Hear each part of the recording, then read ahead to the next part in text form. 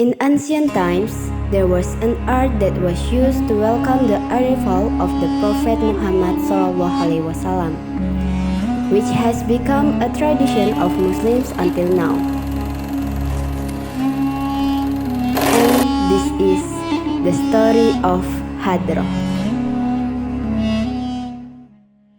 Saya bernama Ahmad Ghozi dan saya di TPQ sebagai guru pengajar, dan juga alhamdulillah di TPQ juga saya mendampingi anak-anak dan tim Hadroh yang ada di TPQ Nurul Hikmah. Mungkin itu sekilas dari saya. Historisnya Hadroh atau seluk-beluknya Hadroh itu ada ketika zamannya Nabi Muhammad ketika hijrah, itu sudah disambut oleh kaum Ansor. Ya, kaum Ansor itu adalah yang menerima hijrahnya Nabi Muhammad. Nabi Muhammad datang baru disambut dengan Hadroh dan menyanyikan lagu Tola'al Badruh Alaina dan diiringi dengan Hadroh. Itu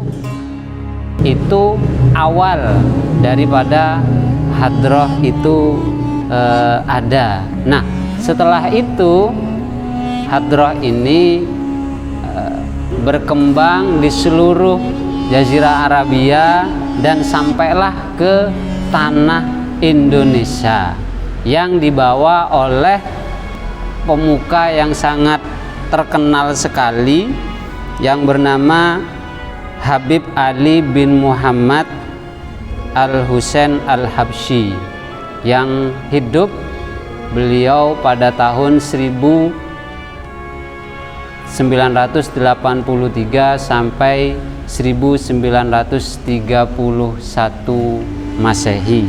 Itu awal masuknya Hadroh ke Indonesia, dan setelah itu dikembangkan lagi sampai ditularkan kepada dan dibawa Hadroh ini oleh Sunan Kalijogo untuk mengembangkan syiar agama Islam yang ada di Indonesia. Kalau Hadroh itu sudah di budaya yang terbentuk dari Jazirah Arabia atau dari Mesir gitu. Aturan main di Hadroh itu ada 3, dan kalau intinya itu ada 3.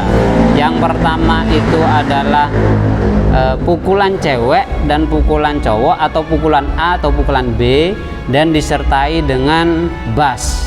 Itu 3.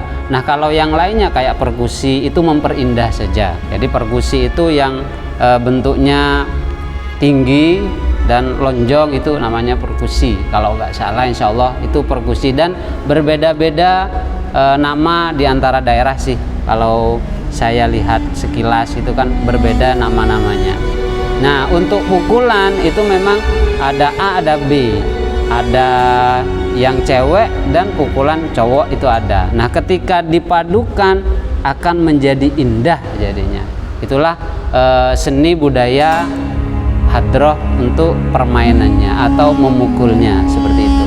Kalau untuk pemainnya itu minimal itu pukulan cewek atau pukulan A itu 2, pukulan cowok atau pukulan B itu 2. Maksimalnya tidak terbatas, boleh banyak sampai satu masjid ini dipakai untuk mukul Hadroh juga bagus gitu. Yang penting keserasiannya itu ada.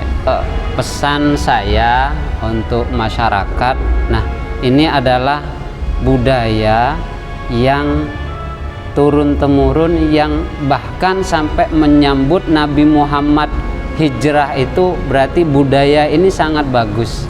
Satu, menumbuhkan rasa cinta kita sebagai umat muslim kepada nabinya. Rasa cintanya kepada nabi itu ketika dibarengi dengan Hadroh itu sangat besar sekali, sangat berfaedah sekali. Maka dari itu saya berpesan kepada anak-anak remaja khususnya yang ada di Bali, karena saya juga ada di Bali. Saya membawahi anak-anak yang di Bali. Alhamdulillah mereka itu sudah senang kepada budaya yang ada di Bali, khususnya tim Hadroh. Dan ini bukan hanya sekedar memukul saja. ini sebagai solidaritas, ini sebagai Nusantara kita, bahwasanya coba kalau kita pikir pukulan A sama pukulan B itu sudah berbeda. Nah, pukulan A itu ada tak, ada duk, ditambahin dengan basder.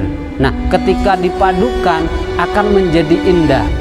Sama kita di Bali ada, mohon maaf, ada yang agama Hindu, ada yang agama Kristen, ada yang agama Islam. Ketika rukun mereka, insya Allah akan indah gitu.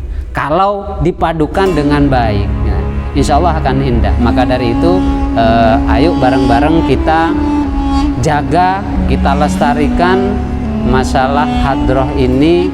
Bahkan ini adalah sebagai budaya yang harus kita jaga sampai kapanpun, bahkan sampai kiamat. Mudah-mudahan apa yang kita bicarakan pada malam hari ini bisa memotivasi kepada anak-anak muda untuk menjaga tentang hadroh ini, karena budaya yang harus kita jaga. Jangan sampai budaya kita diambil oleh orang lain. Mungkin itu saja pesan dari saya.